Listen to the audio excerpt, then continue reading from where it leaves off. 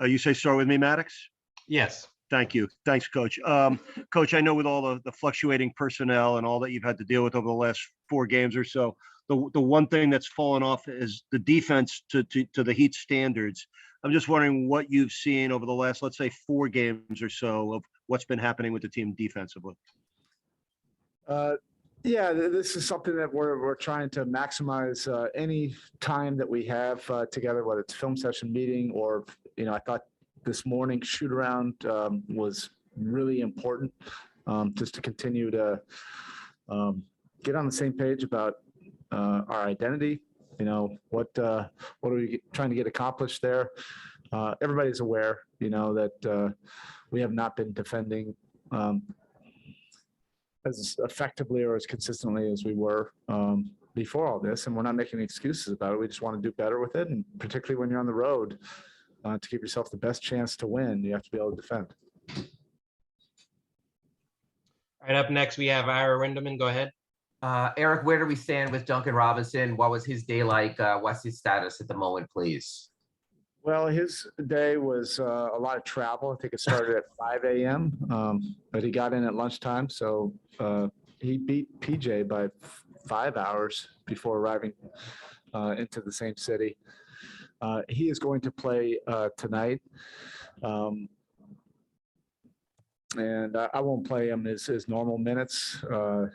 I won't probably play Max either for his normal minutes. But whatever they can give us, we'll surely take it. And we all kind of feel buoyed just by, that guys will be coming back, whether it's on this road trip or not. You just feel a sense that guys are getting healthier and that it's just right around the corner. I mean, to that end, this almost sounds weird, but how good does it feel to only have 3 players left in protocols? Yeah, I think everybody is kind of going through that. We have a daily inventory, a roll call, who's available, who's not, the people that are not, how far are they away? And then that's it. Then that's behind us, and it's just the guys that are available. What do we need to do to give ourselves the best chance to win tonight? And then the tough part of it, of course, is telling some of these 10-day guys who've been so eager and so helpful that because of rules, they have to be inactive. What's that like when you get to Aaron? You have a wide range of emotions. One, you're giving them an opportunity that they wouldn't have had before. And these guys have, made the most of the minutes, when they've gotten their opportunity. And then the flip side of it, is that it's a daily occurrence of moving parts. And so things change fast. They're aware of it. We try to over communicate it as much as possible, but there are human emotions to it, and I get it if they would be disappointed if they're not active. Thanks, Erik. Right, up next, Cooper Moorhead, Heat.com. Go ahead. Spo, with Omer, I guess it's easy to just look at a box score and say, yeah, he's racking up all these rebounds. He must be doing something well. But what is he actually doing to rebound well? Like, what makes him a good rebounder just beyond the totals? Being in the right position and then pursuing, blocking out when needed, but going and getting it when that's what's needed. And he's been doing a better job of rebounding in traffic, 2 hands, guys draped all over him and trying to knock the ball out of his hands. He's been doing a much better job of that. And we need every bit of it. He's still developing and learning our defensive system and learning how he can really impact, for us and protect the rim and the paint. And I really commend him for the commitment, to work at it every single day, and you see the improvement. Thank you.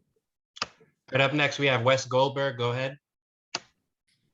Hey, Erik. I guess I'm just curious from a coaching perspective, when you have all these 10-day guys, you were talking about, keeping it simple, whatever it was 5 or 6 days ago, but given how temporary the nature of these contracts are, do you try to dole out more and more to these guys as far as your playbook and what it is that you guys like to do? And if so, how do you kind of go about that? A little bit. We had a pretty good session last night, with those guys, and they were able to get more comfortable,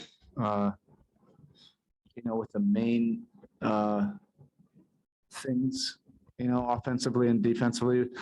But again, things are moving quickly, so we don't want to overburden them to the point where they're overthinking, and they do get really important minutes in one of these games. We don't want them paralyzed by, that overthought. So it's a fine balance. I don't even know if we've gotten it right, but nobody has a textbook for this, so we're just doing the best job that we can. And these guys have been great. And these sessions that we've had have been really important and valuable. All right, Coach, that's it. Thank you. Thank you.